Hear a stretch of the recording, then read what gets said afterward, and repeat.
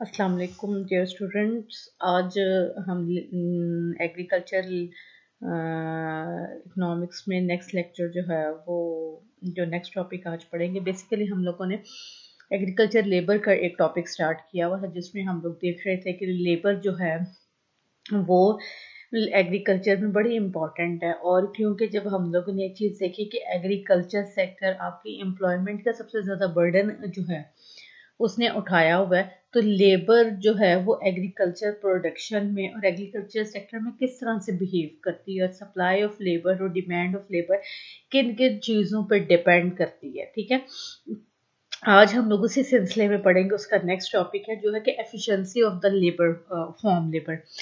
अब जो एफिशिएंसी है वो बहुत ज़्यादा मैटर करती है। सम टाइम आपका काउंट जो है, आपके पास नंबर ऑफ लेबर जो है वो बड़ा कम होता है, लेकिन वो उनकी जो उस काम को करने की महारत या एफिशिएंसी जो है वो बड़ी वेल इम्प्रूव्ड होती है। ठीक है, जिसकी वजह से आपकी प्रोडक्टिविटी इंक्रीज की जा हो जाती है। ठीक है, जनरली आप देखें कि जब भी कभी जॉब्स आती हैं, ठीक है, तो उसके साथ उन्होंने जोड़ा होता है जॉब एक्सपीरियंस को। 3 साल का, 5 साल का, ऐसे 2 साल का। वो वर्क एक्सपीरियंस साथ जोड़ने का मतलब ये बेसिकली होता है कि जो लेबर है ये बहुत ज़्यादा रॉ फॉर्म में ना हो, इसकी थोड़ी सी एफिशिएंसी इन्हेंस हो चुकी हो। ठीक है, इसमें थोड़ी सी स्किल आ चुकी हो या इसकी लेवल जो प्रोडक्टिविटी लेवल है वो ज़्यादा हो। बेसिकली जो आपका जो जोड़ने का जो मकसद होता है आपके जो एक्सपीरियंस को आपकी जॉब के साथ, उसके पीछे यही होता है कि भाई इसकी एफिशिएंसी ज़्यादा हो। ठीक है, फिर इसी तरह से आप देखते हैं जैसे जैसे हायर पोस्ट होती हैं तो उनके लिए वो साथ साथ वर्क एक्सपीरियंस जो है वो उसको इंक्रीज करते जाते हैं कि नहीं भी 5 साल का एक्सपीरियंस है, 10 साल का एक्सपीरियंस है। वो उसका मतलब होता है कि उनकी एफिशिएंसी इतनी बढ़ चुकी होती है। ठीक है, ताकि वो काम जो है वो बेहतर तरीके से कर लें। ठीक है और इसी तरह से अगर जब वो कहते हैं कि हमें फ्रेश ग्रेजुएट्स चाहिए, ठीक है, तो फ्रेश ग्रेजुएट्स चाहिए तो वो उनको बड़े नॉमिनल से या बड़े बेसिक से जो है वो चार्जेस देते हैं। ठीक है, कि अगर आप देखें कि जो भी कोई स्टूडेंट इंजीनियरिंग करके निकलता है, मार्केट में आता है, तो वो स्टार्टिंग अपनी जो सैलरी जो वो लेता है वो इतनी 10,000 ही होती है। लेकिन क्योंकि with the passage of time उसकी जो है वो एफिशिएंसी इंक्रीज होती जाती है। ठीक है, और फिर ये सारा डिपेंड करता है जो जितनी अपनी एफिशिएंसी को इंक्रीज करता है, इम्प्रूव करता है, इसी तरह से उसका जो वेजेस हैं या जो उसकी सैलरीज हैं वो इंक्रीज होती जाती हैं। तो बेसिकली आपके जो वेजेस हैं ये आपकी जो आपकी एफिशिएंसी जो है उसके साथ बड़े जो है कनेक्ट होते हैं। ठीक है, अब इसमें कहता है कि साइज ऑफ लेबर फोर्स। अब ये बड़ी इंपॉर्टेंट सी चीज है कि जो फार्मर है उसने कितनी लेबर जो है वो एंगेज करनी है अपने फार्म पे। अब जाहिर है कि हम यहाँ पे डिस्कस तो सब्सिस्टेंस फार्मिंग कर रहे हैं, बड़े बेसिक लेवल की फार्मिंग कर रहे हैं, तो उससे बड़ा स्टैटिक किस्म का वो एग्रीकल्चर कर रहा है, वो कोई बहुत ज़्यादा टेक्नोलॉजी यूज़ नहीं कर रहा है। क्योंकि यूजुअली डेवलपिंग कंट्रीज में आपके पास लेबर जो है वो बहुत ज़्यादा एक्स्ट्रा होती है। ठीक है, तो आप फिर क्या करते हैं, आप टेक्नोलॉजी को नहीं यूज करते हैं, आप लेबर को यूज करते हैं। ठीक है, या आप इस तरह से देखें कि पाकिस्तान के अभी भी बहुत से इलाकों में या बेशतर इलाकों में फसल की जो कटाई है वो हाथों से की जाती है, जबकि जो वो दूसरे ममालिक है वहाँ पे जो है हार्वेस्टर्स हैं और बड़े बड़े मॉडर्न हार्वेस्टर्स हैं जो कि हार्वेस्ट करते हैं। तो बेसिकली उनके पास लेबर नहीं है जिसकी वजह से उन्होंने हार्वेस्ट जो है बनाया है। ठीक है, या उसको यूज़ करते हैं।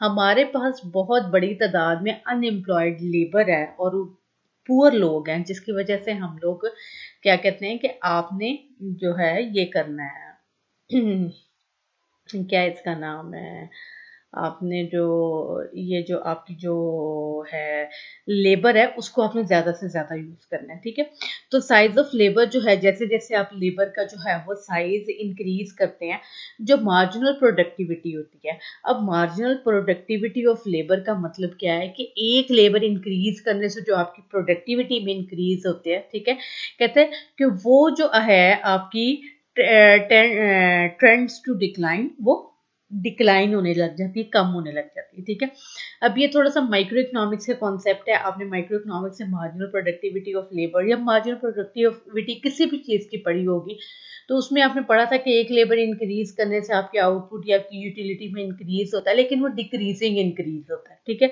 तो वो सेम यही जो है वो बेसिक कॉन्सेप्ट यहाँ पे लगा रहा है। ठीक है,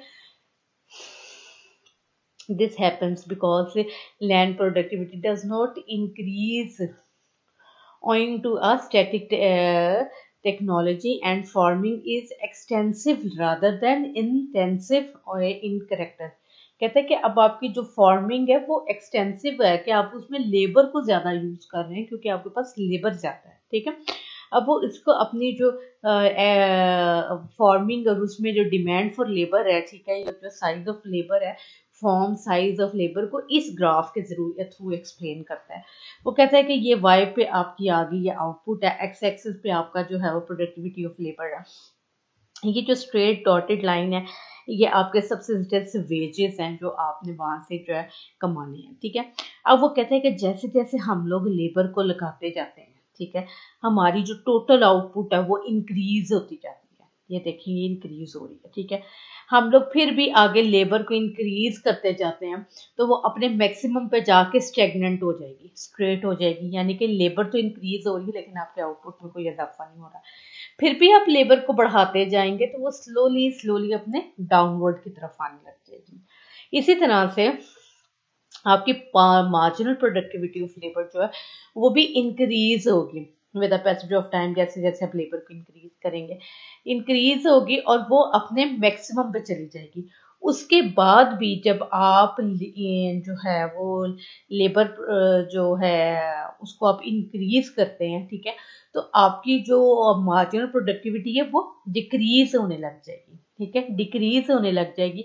फिर भी आप अपनी लेबर इंक्रीज करते रहेंगे तो ये एक पॉइंट आएगा कि जब मिनिमम सब्सिस्टेंस वेज के इक्वल आ जाएगी। अगर आप फिर भी अपनी लेबर को इंक्रीज करेंगे तो ये आपके सब्सिस्टेंस वेजेस से भी नीचे चली जाएगी।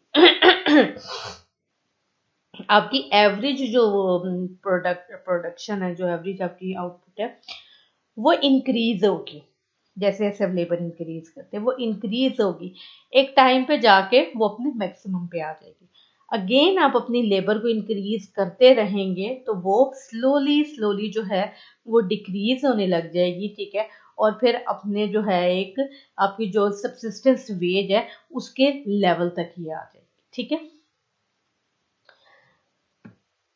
फिर वो एक और फॉर्म देता है, एग्जाम्पल देता है। ठीक है, कहता है कि इसमें जो है आपका सेम वही चीज़ है जैसे मैंने पिछले ग्राफ में बताया, लेकिन इसमें कहता है कि अगर आप अपनी लेबर को इंक्रीज करते हैं, ठीक है, तो आपकी मार्जिनल प्रोडक्टिविटी बढ़ेगी, लेकिन साथ लेबर को मजीद इंक्रीज करेंगे तो फौरन डाउनवर्ड हो जाएगी और आपके सब्सिस्टेंस वेजेस से बहुत कम आ जाएगी। जबकि आपकी जो एवरेज जो प्रोडक्ट है वो इंक्रीज होगी, अपने मैक्सिमम पे जाएगी और उसके बाद वो फौरन डिक्रीज होके आपके सब्सिस्टेंस वेजेस से भी नीचे चली जाएगी। ठीक है, ये यूजुअली जो है इस किस्म की फार्मिंग जो है वो आपकी हिली एरिया में होती है। ठीक है, अब आप देखें कि जो हिली एरिया है वहां पे यूजुअली पुअर लोग रहते हैं। ये जितनी भी स्टडीज हैं वो यही कहती हैं कि जो हिली एरिया के लोग होते हैं, क्योंकि जाहिर है वहाँ पे उस तरह से इंडस्ट्री नहीं होती है, वहाँ पे उस तरह से इकोनॉमिक एक्टिविटीज़ नहीं होती, जिसकी वजह से ये लोग यूजुअली जो है गरीब होते हैं।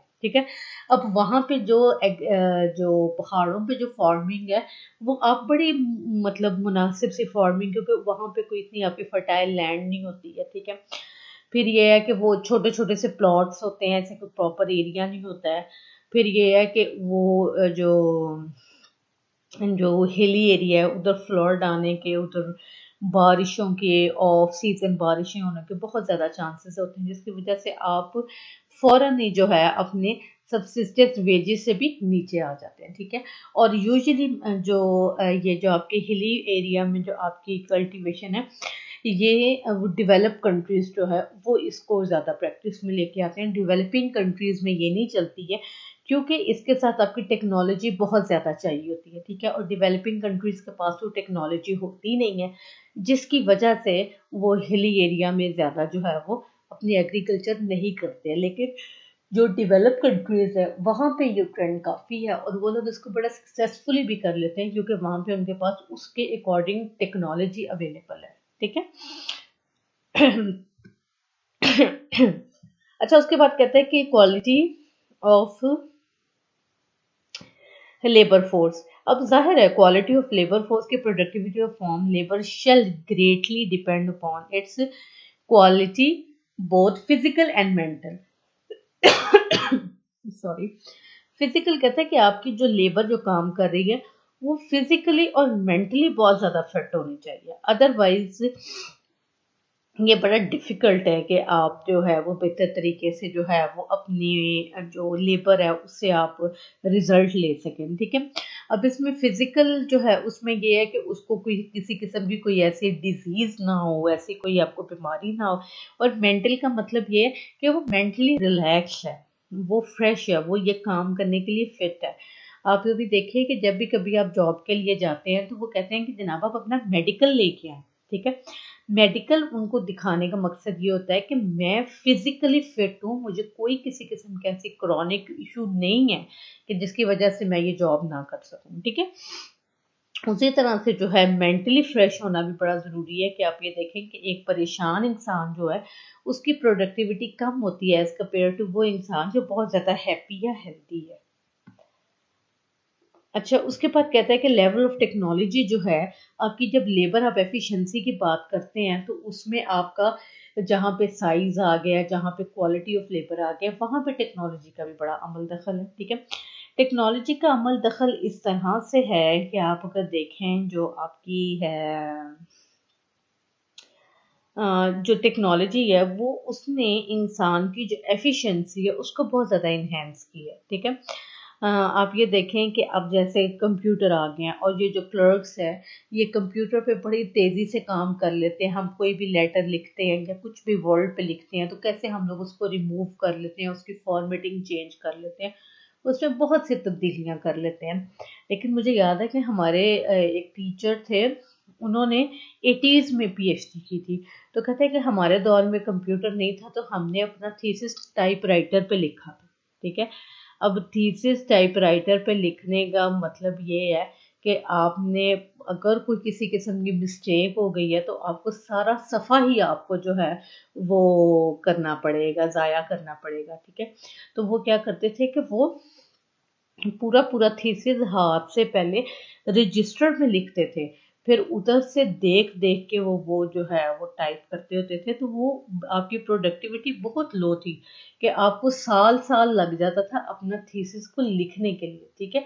तो वो यही बात कह रहा है कि आपकी जो लेबर प्रोडक्टिविटी है, ठीक है, वो उसने आपकी टेक्नोलॉजी का बड़ा अमल दखल है। तो टेक्नोलॉजी आपके पास आ गई है तो आपकी प्रोडक्टिविटी जो है वो ज़्यादा हो गई है। फिर उसके बाद बताता है वेज, एग्रीकल्चर वेज।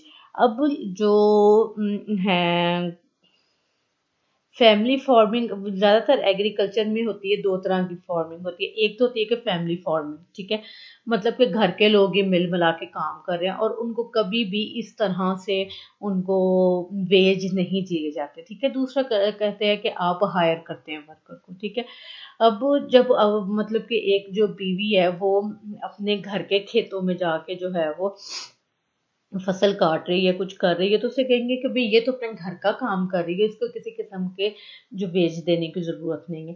फिर ये है कि एग्रीकल्चर में अगर हम लोग कोई लेबर को हायर करते भी हैं तो उनके वेजेस यूजुअली कम ही होते हैं मार्केट से। ठीक है। आप ये देखें कि अव्वल तो जो है जो वेज दिए जाते हैं जब हम लेबर हायर करते हैं तो उनको वेज भी हम लोग किसी ना किसी प्रोडक्ट फॉर्म में देते हैं, उनको हम कैश में नहीं देते हैं। जैसे कि जब ये फसल की कटाइयाँ होती हैं तो जो शहर से लेबर जो है वो जाती है, गाँव में जाती है, ठीक है, वहाँ फसलों की कटाई में जाती है। तो वही क्या कहते हैं कि एक खेत या एक एकड़ की अगर आप गंदुम काटेंगे तो हम आपको 2 बोरियाँ गंदुम की दे देंगे। ठीक है। अब उनकी जो रिम्यूनरेशन है या जो उनकी सैलरी है वो एक फॉर्म ऑफ जो है वो प्रोडक्ट ही है। और यूजुअली क्या होता है कि वो फिर 1.5-2 महीने के लिए जाते हैं गांव में, जो जितने भी आपके जो शहरों में नौकरियां कर रही होती है वर्कर, वो गांव में जाते हैं, वहां पे जाके वो हार्वेस्टिंग करते हैं और उससे वो अपना साल का अनाज बना लेते हैं। ठीक है, तो इस तरह से जो आपकी एग्रीकल्चर है उसमें वेजेस का बड़ा डिफरेंटली है। ठीक है, और अगर कहीं पे कैश की सूरत में वेज दिए भी जा रहे हैं तो वो वेज आपके मार्केट रेट से बहुत कम होते हैं। ठीक है, फर्ज करें कि जैसे शहर में एक जो क्लर्क है उसकी बेसिक तनख्वाह गवर्नमेंट कहती है कि 14,000 होगी। ठीक है, और वही अगर मतलब किसी दुकान वही जो बंदा है वो किसी जो फॉर्म में एज ए मुंशी काम कर रहा है, ठीक है, एज ए वहाँ पे क्लर्क काम कर रहा है, तो वो उसको कभी भी 8-10 हज़ार से ज़्यादा नहीं देंगे। ठीक है, तो यूजुअली जो एग्रीकल्चर है, एक तो ये है कि उसमें जब फैमिली की बिजनेस आता है उसमें उनको वैसे पे नहीं किया जाता है, या अगर पे कर रहे होते हैं तो उनको किसी ना किसी प्रोडक्ट की फॉर्म में पे कर रहे होते हैं, और अगर उनको कैश दे भी रहे हैं तो वो कैश मार्केट के जो रेट है इस वेजेस का उससे काफी कम होता है। ये सारी डिटेल उसने लिखी हुई है कि किस तरह से जो है अगर टेक्नोलॉजी को भी हम साथ ले आएंगे और कैसे जो है आपके जो वेजेस फिक्स करने का क्या है, क्या वैसे मिनिमम वेजेस फिक्स किए जाते हैं और उस पर गवर्नमेंट कैसे मेक श्योर करती है। ठीक है, ये सारा इसने यहाँ पे जो है लिखा हुआ है, मेरा ख्याल कोई भी इसमें कोई प्रॉब्लम नहीं है। इस सारे को आप डिस्कस करें, ठीक है, और इसको सारे को आप पढ़ें, इस मेरी वीडियो को सुने, और कोई भी किसी किस्म की अगर आपको हेल्प की ज़रूरत होती है तो आप मेरे साथ जो है वो इसको डिस्कस कर सकते हैं।